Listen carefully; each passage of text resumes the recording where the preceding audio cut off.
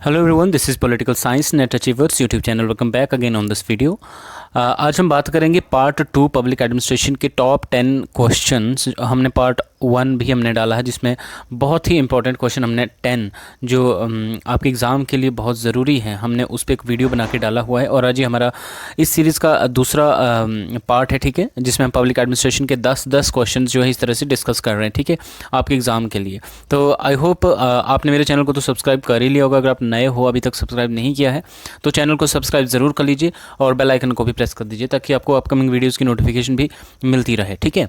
तो आइए पार्ट 2 है। इसमें जो मोस्ट 10 क्वेश्चंस हैं वो है, सबसे पहला क्वेश्चन है कि लोक प्रशासन की लोक नीति, ठीक है, जो पब्लिक पॉलिसी संबंधी दृष्टिकोण है, ठीक है, उसके समर्थक कौन है, ठीक है।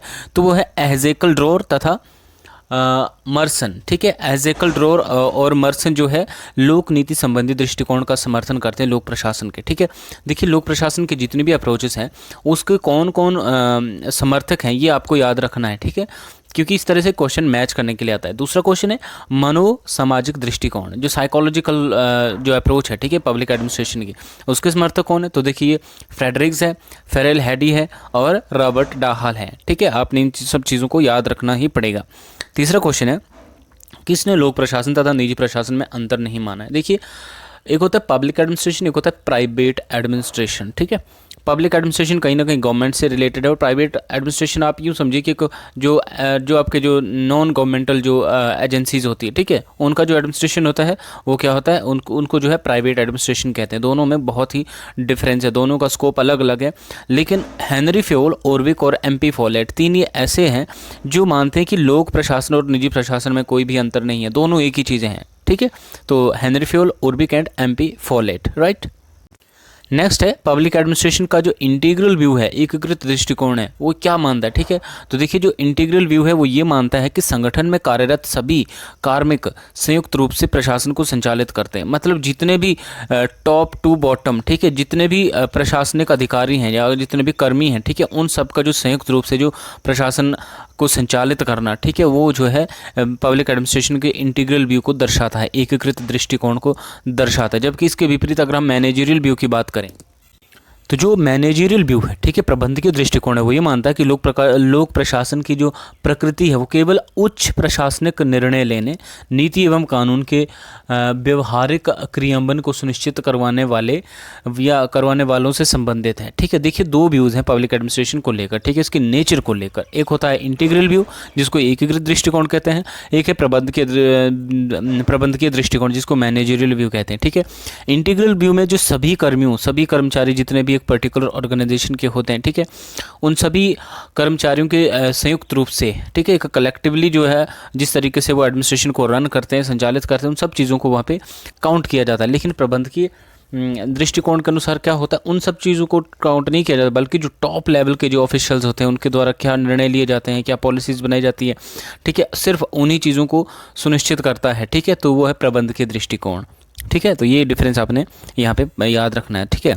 नेक्स्ट है प्रशासन व राजनीति में विभाजन किसने किया। तो वुड्रो विल्सन कौन है, फादर ऑफ पब्लिक एडमिनिस्ट्रेशन, ठीक है। 1887 में जो है उन्होंने एक लेख लिखा था जिसमें पहली बार उन्होंने डिकोटोमी, ठीक है, प्रशासन और एडमिनिस्ट्रेशन को जो है अलग अलग किया, ठीक है, कि जो आपका जो लोक प्रशासन है वो किससे संबंधित है, कहीं ना कहीं पॉलिसीज़ को एग्जीक्यूट करने से संबंधित है, और जो आपका पॉलिटिकल साइंस है वो जो है पॉलिसीज़ को बनाने से संबंधित है, ठीक है। इसलिए पॉलिटिकल साइंस अलग है, पब्लिक एडमिनिस्ट्रेशन अलग है। पॉलिटिकल साइंस में क्या होता है, नीतियां बनाई जाती है, निर्णय लिए जाते हैं, और पब्लिक एडमिनिस्ट्रेशन में क्या होता है, उन नीतियों को जो है लागू किया जाता है, ठीक है। तो ये बेसिक सा डिफरेंस किसने बताया है, वुड्रो विल्सन ने बताया है, ठीक है। इसी कारण उनको क्या है, लोक प्रशासन का जनक भी कहा जाता है ना। किसने लोक प्रशासन में प्रशासन का विज्ञान, साइंस ऑफ एडमिनिस्ट्रेशन माना है लोक प्रशासन को, ठीक है। तो ये भी वुड्रो विल्सन, कई बार इस तरह से क्वेश्चन बहुत बार आते हैं, ठीक है, कि लोक प्रशासन को प्रशासन का विज्ञान या साइंस ऑफ एडमिनिस्ट्रेशन किसने कहा है, तो ये वुड्रो विल्सन ने कहा है, ठीक है। नेक्स्ट हम क्वेश्चन देखते हैं,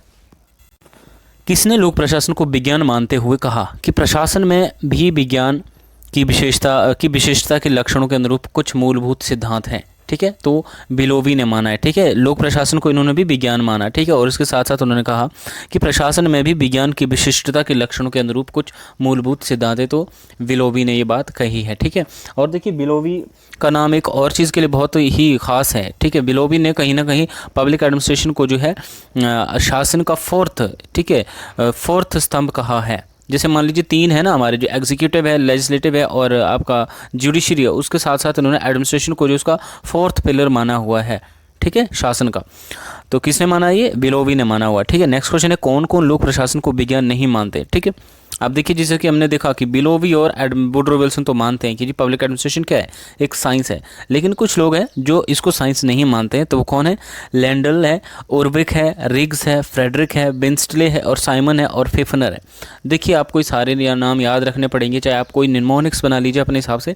लैंडल, उर्विक, रिग्स, फ्रेडरिक, विंस्टले, साइमन या फिफनर। ठीक है, ये सारे लोग जो हैं मानते हैं कि लोक प्रशासन विज्ञान नहीं है, और इस तरह से क्वेश्चन बहुत बार पूछा जाता है। ठीक है, लेकिन इस बात के प्रति आश्वस्त है कि विज्ञान बन जाएगा। ठीक है, देखिए ये बात भी तय है कि लोक प्रशासन विज्ञान तो नहीं है, लेकिन ये विज्ञान बन जाएगा, ये लोग ये मानते भी थे। ठीक है, लेकिन ये 3-4 लोग ये जो है लोक प्रशासन ना तो विज्ञान है और ना ही ये विज्ञान बन सकता है। तो ये कौन मानते हैं? वाल्डो है, ठीक है, ड्वाइट वाल्डो, और फाइनर है, मॉरिस है तथा कोहान है। ये लोग मानते हैं कि ना तो लोक प्रशासन विज्ञान है और ना ही ये कभी विज्ञान बनेगा। No last question, who said जब तक लोक प्रशासन का अध्ययन तुलनात्मक नहीं बनाया जाता तब तक लोक प्रशासन को विज्ञान मानना खोखला ही होगा। ये बहुत इंपॉर्टेंट कोटेशन है जो कि रॉबर्ट डाहल ने दी है। ठीक है, रॉबर्ट डाहल से बहुत इंपॉर्टेंट क्वेश्चन आगे भी बनेंगे। ठीक है, जब हम इनके और जो कॉन्सेप्ट है, ठीक है, विकास प्रशासन, ठीक है, उसके बारे में जब बात करेंगे आगे, विकास प्रशासन की बात करेंगे, नव प्रशासन की बात करेंगे, इन सब चीज़ों में जब हम बात करेंगे तो बहुत इंपॉर्टेंट क्वेश्चंस वहाँ से भी बनेंगे। ठीक है, और रॉबर्ट डाहल पहले बंदे हैं इसमें, ठीक है, जिन्होंने माना है, एक कंपैरेटिव स्टडी की बात की कि जब तक लोक प्रशासन में जो कंपैरेटिव स्टडी नहीं की जाती तब तक लोक प्रशासन को जो विज्ञान मानना या विज्ञान बनाना खोखला ही होगा। मतलब अगर आपको चाहिए कि लोक प्रशासन एक साइंस बने, विज्ञान बने, तो आप क्या करो? आप एक कंपैरेटिव स्टडी करो। ठीक है, और ये बात कौन कह रहे हैं? रॉबर्ट डाहल कह रहे हैं। ठीक है, तो ये इंपॉर्टेंट क्वेश्चन थे सारे।